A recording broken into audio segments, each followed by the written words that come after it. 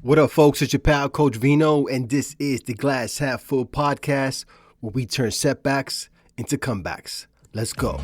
Yo, yo, yo, everybody goes through setbacks, but don't let these setbacks make you take a step back.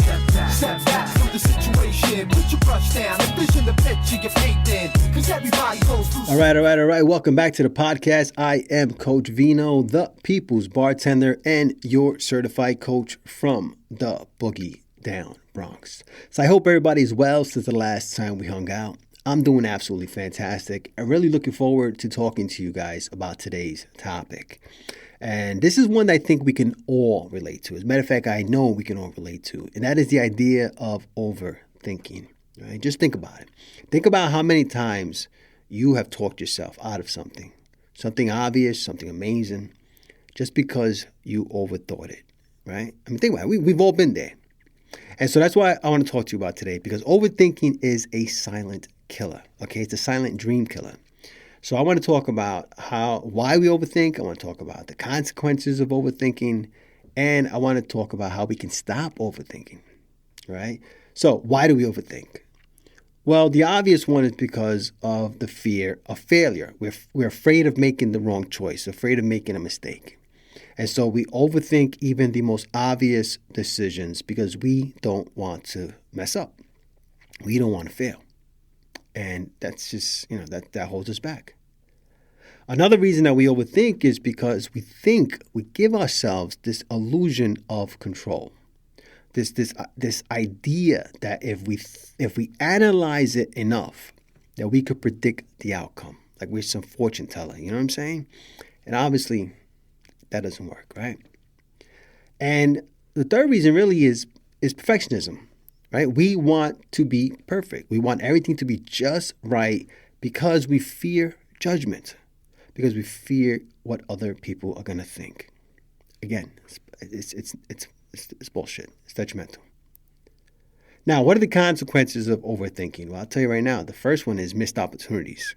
I can't tell you enough from my own experiences or from the experience of family or friends or even my clients, how many opportunities were missed because of overthinking, whether it's love, whether it's a business, or just a creative idea. It will hold you back. And things will go floating by. Now, life doesn't wait for you, my friend, okay? Time waits for no man.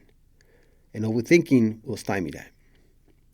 Another thing that overthinking does is it causes increased anxiety and stress. And I've been there. I can tell you that right now. You overthink something enough, and suddenly you have anxiety, you have stress. And not only do you feel it psychologically, you feel it emotionally, you feel it physically, right? This is what overthinking can do, and it's not healthy. Another thing that overthinking does, it causes you to waste time and energy on things that don't actually matter. You have a simple decision to make and you're thinking about everything else in the world that doesn't even matter, that you think somehow is going to be affected by your decision. That, my friends, is a consequence of overthinking. Now, how do we stop overthinking?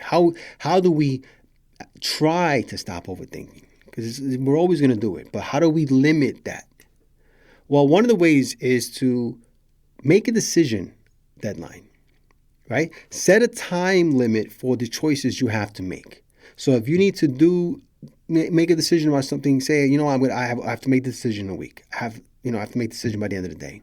But start making deadlines for yourself, and then hold yourself accountable. Maybe tell somebody else about it so they can tell you. They can hold you accountable too. Okay? Number two is one that has helped me a lot personally with my overthinking. And that is to just trust my gut. I personally feel I'm a good decision maker. So I've learned to trust my gut more. Because most of the time, your first instinct is the right one. I'm a firm believer that your gut knows things that your mind doesn't. So it's important to allow your gut to sometimes lead the way. The third thing you could do is take action over perfection, right? Stop trying to be perfect, okay? Just go for it. Doing something is better than trying to perfect it. You never know how great the results of something are going to be until you try. They don't have to be perfect. Nothing's perfect. Just go for it. Take action. Another thing that's really important, and this is one I do all the time, is ask yourself, will this matter in a year? All right? Will this even matter in a year? This stupid shit that you're thinking about, that you're overanalyzing. If it's not going to matter in a year, then don't stress it. Let it go. Let it be. Right? And if it comes back, it comes back. But if it's not going to matter in a year, then don't stress it. Let it go. Another thing you could do that's really helpful is to move your body. Move your body when you feel you're in this mental loop of overthinking. Get up, get out of bed, get out of the chair, whatever it is you got to do. Get up, shake your body a little bit, maybe go for a little walk. If you're home, maybe a shower would help.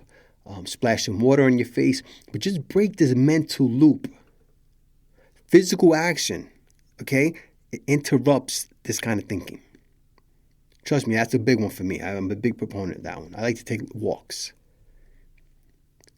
Another thing you could do is, and this is an important one.